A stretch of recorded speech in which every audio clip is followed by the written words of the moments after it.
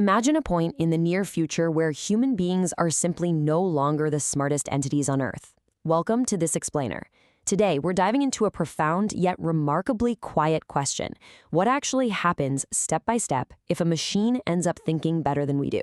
We aren't talking about sci-fi movie plots or dramatic robot takeovers here. We're looking at the grounded reality of artificial intelligence today and the very real branches of our future. Somewhere on the rising curve of technological progress, there's a distinct line. On one side of it, humans are the smartest things on the planet. On the other side, we're not. And here's the wildest part. Nobody knows exactly where that line actually is. Some researchers think it's decades away, while others argue it's absolutely going to happen within our lifetimes. So how do we even begin to measure that? To get our bearings, let's quickly define what we even mean by the intelligence line, specifically the jump from narrow AI to general intelligence. You see, today's AI is already a superhuman specialist. A chess engine has outplayed every human on Earth since the late 1990s, right? And protein folding models are solving problems in days that used to take biologists decades. But that's narrow AI. What experts are really watching for is artificial general intelligence. This is a system that isn't just a one-trick pony. It's generally better at reasoning, planning, learning entirely new domains, and doing original science across the board. And if we push that even further, if a system clearly and decisively exceeds human ability in absolutely all tasks that human intelligence is used for, we reach what is known as superintelligence. That is the exact line experts are trying to pinpoint. And let me tell you, they sharply disagree on when we're actually going to hit it. So when do we get there? Well, that brings us to why the experts fundamentally disagree on the timelines. If you ask 10 different researchers, you're going to get 10 completely different answers. One camp looks at the staggering progress we've just seen. We have models that went from struggling with basic chat just a few years ago to writing complex code and passing rigorous professional exams today. For this camp, reaching human-level intelligence is just a straightforward engineering problem. It has a highly visible endpoint. Just add more compute, add more data, and we're there. But then you have the skeptical camp, and they firmly push back. They have this great way of putting it. Rockets couldn't be built by improving hot air balloons, no matter how much hot air you pump in. They argue that today's impressively capable systems still lack genuine understanding. They're essentially doing pattern matching at an enormous scale, not actually reasoning. To cross that gap to true general intelligence, we might need entirely new, undiscovered ideas. So here's the crazy thing. Both camps are looking at the exact same models and the exact same data. They just weigh it differently. And almost everything downstream in our future depends entirely on which of these views turns out to be right, and by how much. Now let's explore what happens if we do cross that line, starting with the optimistic path, where we use this to solve our hardest problems. Let's walk down one branch of this fork in the road, a world where machine intelligence surpasses ours, and it goes incredibly well.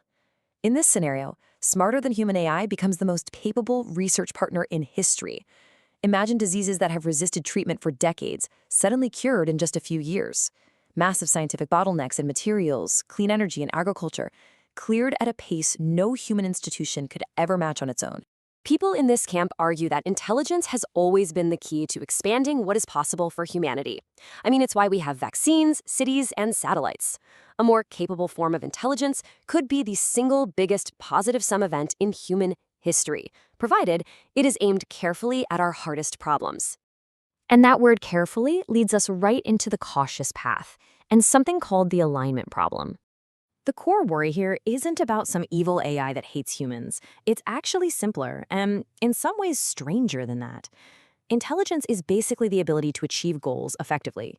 The problem is, we don't yet have a reliable way to guarantee that a system's goals stay aligned with what we actually want. A powerful optimizer pursuing a slightly wrong objective doesn't need malice to cause harm. Unintended harm occurs simply because the system is wildly competent at doing exactly what it was programmed to do. Right now, the people building these systems are totally split on this. Some see alignment as a tractable engineering problem, something we can solve incrementally with rigorous care and testing over time. But others fear we might not get a clean warning shot. Their worry is terrifyingly simple.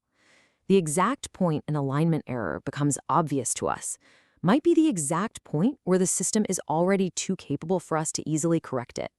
But let's take a step back from the extreme endpoints for a moment. What actually changes first? Let's look at the reality before the line.